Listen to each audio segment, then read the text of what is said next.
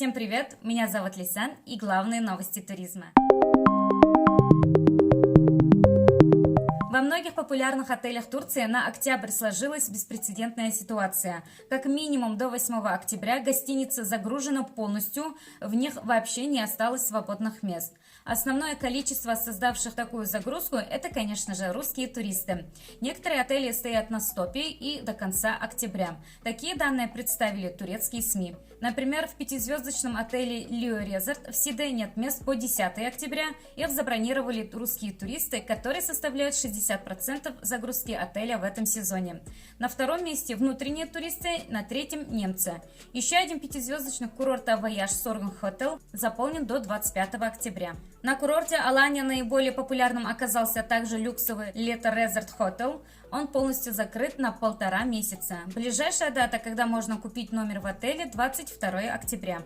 В Анталии полностью забит пятизвездочный Delphin Diva Premier. Здесь также все типы номеров, включая люксы, продано по 24 октября. В ресторанах Турции заявили, что с российскими туристами начались проблемы.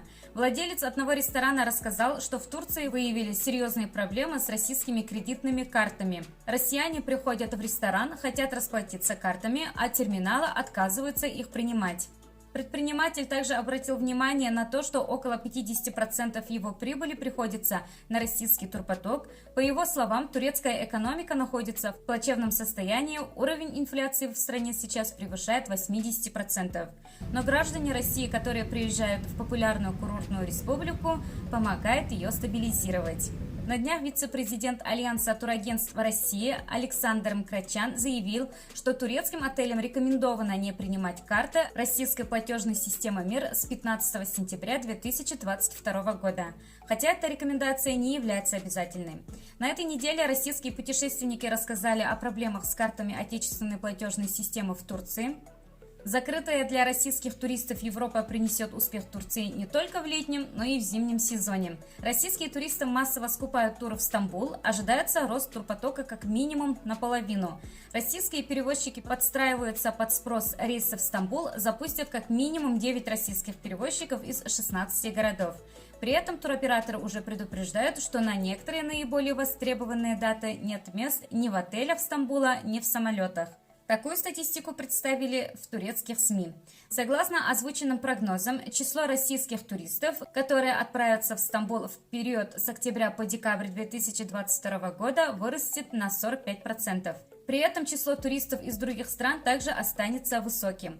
В итоге, во второй половине октября и на Новый год туры заканчиваются уже сейчас. По данным турецких СМИ, такое заявление сделал туроператор Интурист и призвал туристов, желающих отправиться в Стамбул, бронировать как можно раньше. При этом число рейсов в Стамбул в зимнем сезоне от российских перевозчиков будет существенно расширено.